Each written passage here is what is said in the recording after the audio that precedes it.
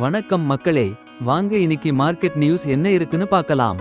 Sensex 50.62 புள்ளிகள் அல்லது 0.06% சரிந்து 78,148.49 ஆகவும், நிஃப்டி 18.95 புள்ளிகள் அல்லது 0.08% சரிந்து 23,688.95 ஆகவும் இருந்தது.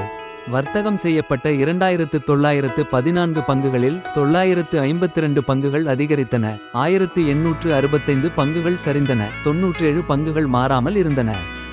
54 பங்குகள் அதன் 52 வார உச்சத்தை எட்டின, 73 பங்குகள் அதன் 52 வார குறைந்த அளவை எட்டின.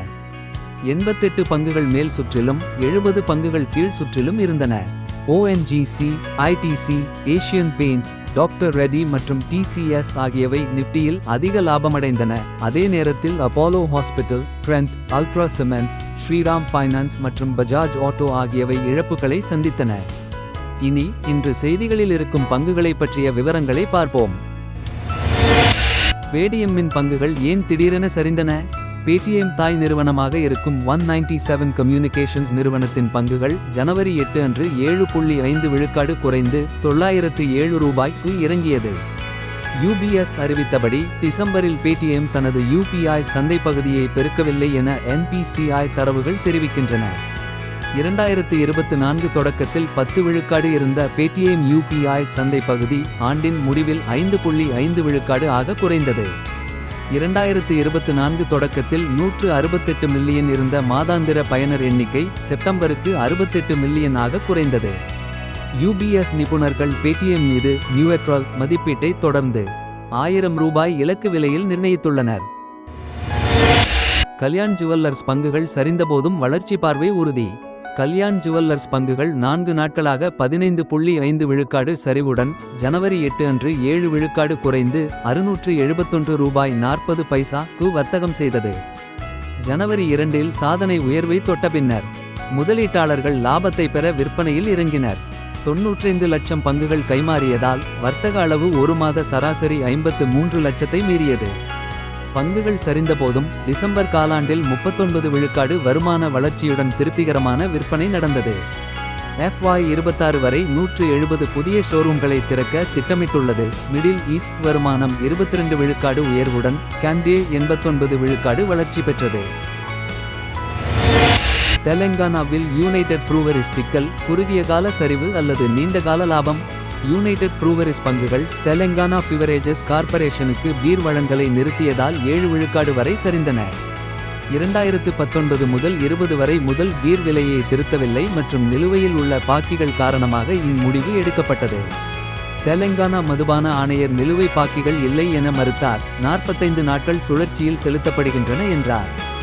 நிபுணர்கள் இதை குறுகிய கால சிக்கலாக கருதினாலும் 2 முதல் 3 மாதங்களில் தீர்வு கிடைத்து விலை உயர்வு ஏற்படும் என்று எதிர்பார்க்கிறார்கள். தெலங்கானா யூபிஎல்லின் 15 விழுக்காடு முதல் 20 விழுக்காடு வரை பங்களிக்கிறது, மேலும் விலை உயர்வு நீண்டகால லாபத்தை மேம்படுத்தும். டாடா குழுமத்தின் மாபெரும் முதலீட்டால் டிக்சன் டெக்னாலஜி பங்குகள் சரிவு. ஜனவரி 8 அன்று டிக்சன் டெக்னாலஜி பங்குகள் 8 விழுக்காடு இழப்புடன் முடிந்தன. கெய்ன்ஸ்டெக், பிஜி எலக்ட்ரோபிளாஸ்ட், CG பவர் போன்ற நிறுவனங்களின் பங்குகளும் 4 விழுக்காடு முதல் 8 விழுக்காடு வரை சரிவடைந்தன. டாடா குழுமம் 2 ஆண்டுகளில் 9 தொழிற்சாலைகளை திறக்க திட்டமிட்டுள்ள $18 பில்லியன் முதலீட்டின் அறிவிப்பால் இந்த சரிவு ஏற்பட்டது. ப்ளூம்பெர்க் தகவல்படி டிக்சன் மற்றும் ஃபாக்ஸ்கான் அரசுக்கு PLI திட்டத்தின் மீதமுள்ள பணத்தை கேட்கின்றன. டிக்சனுக்கு $100 கோடி கிடைக்கும் வாய்ப்பு உள்ளது. குறிப்பாக சியோமி ஸ்மார்ட்போன் உற்பத்தி தொடர்பாக டிக்சனின் முதலீடுகளை அரசாங்கம் மதிப்பாய்வு செய்து வருகிறது. டிக்சன் எம்ஸ் துறையில் சிறந்த தேர்வாக உள்ளதுடன் மொபைல் ஏற்றுமதிகளில் 2026 இல் 55 விழுக்காடு வருடாந்திர வளர்ச்சி வாய்ப்பு உள்ளது. ஸ்பந்தனா ஸ்பூர்டி பங்குகள் ஏற்றம். ஜனவரி 8 அன்று கிரெடிட் ஆக்சஸ் கிராமீன் மற்றும் ஸ்பந்தனா ஸ்பூர்டி பங்குகள் 11 விழுக்காடு முதல் 15 விழுக்காடு வரை உயர்ந்தன. ஸ்பந்தனா முந்தைய நாளில் 20 விழுக்காடு உயர்ந்தது. இந்திய நிதி சேவைகள் துறை தொழில்துறை பிரச்சினைகளை புரிந்து கொள்ளவும் கருத்துக்களை பெறவும் ஃபின்டெக் மற்றும் மைக்ரோ ஃபைனான்ஸ் துறைகளுடன் சந்திப்புகளை நடத்துகிறது. முக்கிய கோரிக்கைகள் பணம் திருப்ப செலுத்தும் அட்டவணைகளை இலகுவாக்குவது மற்றும் கடன் பெறும் விதிகளை எளிதாக்குவது என்பனவாக உள்ளன.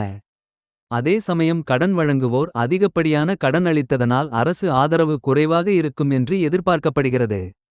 ஸ்பந்தனா ஸ்பூர்டி பங்குகள் சுசில் கேடியா நடுநிலை கருத்து வெளியிட்ட பின்னர் உயர்வு கண்டுள்ளது. அவர் பங்குகள் ரூபாய் 1800 வரை செல்வதற்கான வாய்ப்பை கருதுகிறார்.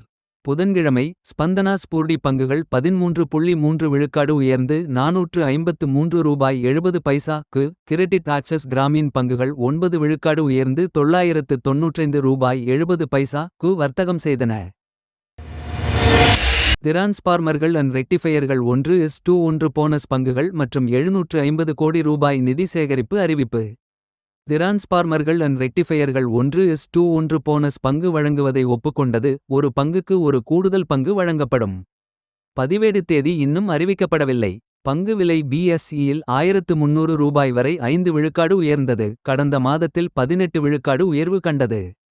2013ஆம் ஆண்டிற்கு பிறகு முதன்முறையாக போனஸ் பங்கு வெளியிடப்பட்டுள்ளது. அப்போது 9 பங்குகளுக்கு ஒரு போனஸ் பங்கு வழங்கப்பட்டது. 750 கோடி ரூபாய் வரை QIP மூலம் பங்குகள் விற்பனை செய்து நிதி சேகரிக்க திட்டமிட்டுள்ளது. இந்த அறிவிப்புகள் 2024 டிசம்பர் 31 இல் முடிந்த காலாண்டு முடிவுகளுடன் வெளியிடப்பட்டன. இன்றைய செய்தி உங்களுக்கு பிடித்திருக்கும் என்று நம்புகிறேன். அடுத்த வீடியோ வில் சந்திப்போம். Happy investing.